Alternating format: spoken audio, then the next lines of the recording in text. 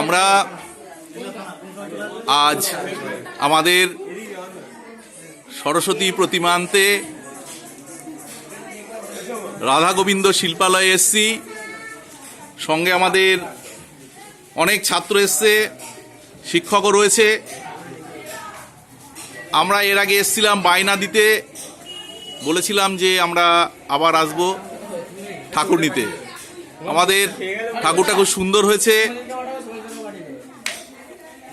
প্রতিবারের মতোই আমরা এখান থেকে ঠাকুর আনি। আমাদের অনেক ছেলেরা তারা হাত নাড়িয়ে এখানে সবাই আনন্দ করছে। আপনারা দেখতে পাচ্ছেন এখানে প্রচুর প্রতিমা, এত সুন্দর। এই শিল্পী তৈরি করেছেন মানে শ্যামল পাল, শিল্পীর নাম শ্যামল পাল। তিনি এত সুন্দর প্রতিমা তৈরি করেছেন। দেখুন, এবছরে যারা এখানে আসেননি এর পরের বছরে এখানে আসবেন। এবং খুব একটা দাম নয়, মোটামুটি রেঞ্জের মধ্যেই পাবেন এত সুন্দর ঠাকুর। আমরা প্রত্যেকবারই লিলুয়া টিআরজিআর খেমকা স্কুলের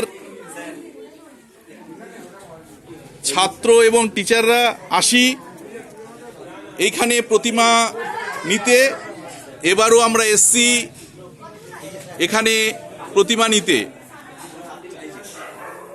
এবং দেখুন কত অপূর্ব সুন্দর ওনার মন্দির, শ্যামল পাল মহাশয়ের মন্দির। এটা নিজে হাতে রাধাকৃষ্ণের মূর্তি তৈরি করেছেন, দেখার মতো। সত্যি ওনার হাতের কাজ খুবই সুন্দর। আপনারা এই লিলুয়া টিআরজিআর খেমকা হাই স্কুলের স্টুডেন্ট এবং টিচাররা এসছি আজকে আমাদের প্রতিমা নিয়ে যেতে। কাল আমাদের স্কুলে সরস্বতী পূজা হবে। আপনারা এখানে আসুন, লিলুয়ার মিরপাড়া রোড, হাওড়া। এখানে এই শ্যামল পাল মহাশয়ের সুন্দর মূর্তি দর্শন করুন এবং আরও মূর্তি এখানে উনি তৈরি করেন। আপনারা আসুন এবং এখান থেকে মূর্তি নিয়ে যান। আমাদের ছেলেরা রয়েছে,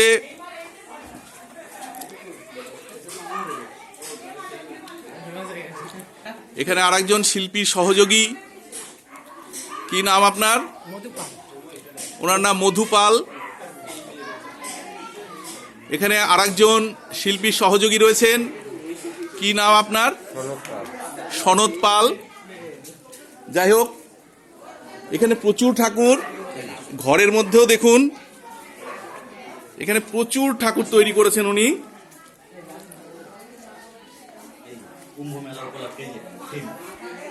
এখানে দেখুন একটা অপূর্ব মূর্তি। উনি কুম্ভ মেলা উপলক্ষে একটা ঠাকুর বানিয়েছেন, শিবের মূর্তি, অথচ সরস্বতী রূপ রয়েছে তার মধ্যে। অপূর্ব সুন্দর, এত সুন্দর মূর্তি ইনি বানিয়েছেন, দেখার মতো। যাই হোক, আপনারা দেখছেন স্বপনের ইউটিউব চ্যানেল স্বপনের দেশে। সঙ্গে থাকুন এবং সাবস্ক্রাইব করুন।